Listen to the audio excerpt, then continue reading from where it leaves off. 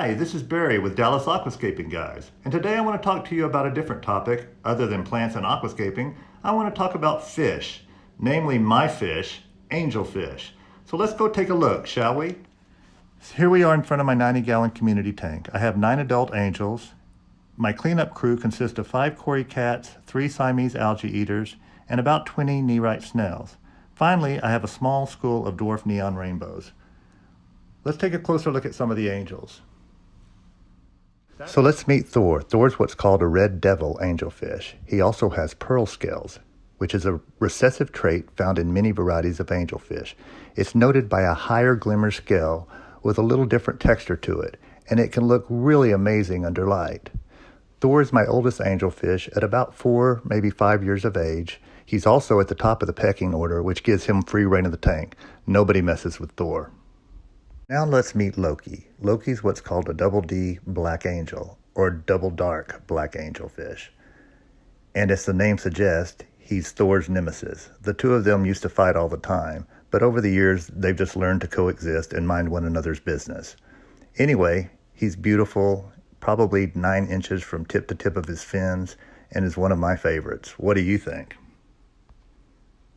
Next, I should mention Poncho. Poncho's what's called a full coverage orange koi. She also happens to be a mated pair with Loki. So the two of them can always be found hanging out in a corner or swimming across the tank together. Whoops, before I go any further, I should mention Casper. Casper's the mated pair with Thor. So I have 2 mated pairs in the tank. She's what's called a platinum angelfish, and she and Thor are always together. They spawn probably once a month, so they must really be in love. Now let me introduce you to Lefty. Lefty's a full coverage orange koi, and as his name describes, he's missing his right ventral fin. He's also my favorite angelfish. I don't really know why, other than he's just got a lot of personality and he's always looking for a fight. None of the other fish really like him, so I figure I'll be the one to be his friend. Now let's talk about Aquashelly, and as you may have guessed, I bought her at Aquashella. She's what's called a black zebra lace angelfish, and she really is pretty, maybe my prettiest of angelfishes. Look at that red eye, that's crazy, and then she's got those hints of blue in her scales, and in that tail, wow. Come on, she's only about 1.5 years of age, and is already close to my biggest angelfish, tip of fin to tip of fin. So I'm assuming she's easily going to be my largest angelfish someday. Next, there's Nero. Nero's what's called a black marble angelfish. What I find distinguishable about her is her 2 ventral fins. One's white, the other one's black. Also, she has really long flowing fins, if you notice. And imagine, she and Aquashelly do not get along. I think it's a competition for who's the prettiest. Now let me mention Persa. Persa is what is called a blue marble angelfish.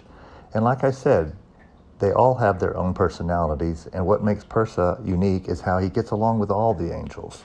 Lefty, Loki, Aquashelly, looking for trouble? No thank you. I'll probably just swim over here to behind this stump and check out the nerite snail. And last, let's talk about Sunny. Sunny is a yellow koi, the color of which reminded me of a sunrise against the morning sky. Thus his name.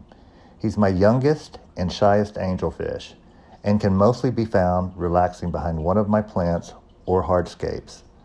And like Persa, he, for the most part, gets along with all the other angelfish.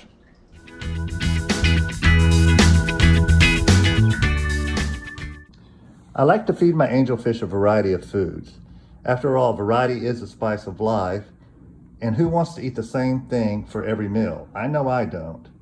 It's also important to note that angelfish are what are called omnivores, meaning they need both plant and animal-based food products in their diet. Some good examples of an animal-based product are these bloodworms, frozen bloodworms, these frozen brine shrimp.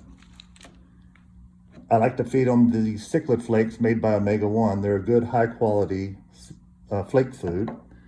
They go crazy for bug bites. Some examples of plant-based foods would be this spirulina, perhaps an algae wafer. And then these miso shrimp are frozen and they're fed with spirulina. So this is kind of a combination of both plant and animal-based in one product. Anyway, Variety is the secret for keeping your angelfish healthy, colorful, and living a long life. I hope you enjoyed the video, and perhaps you learned a little bit about the types of angelfish I keep and the type of foods I feed them. There's a whole bunch of topics I could cover about angelfish, but I'll encourage you to go out and do your own research. You might want to look into stuff like water parameters, angelfish aggression, how many angelfish can I keep in my tank. These are just to name a few. Remember, if you do your homework and learn about the fish, you'll have happy, healthy angelfish for many years to come. Thank you for watching.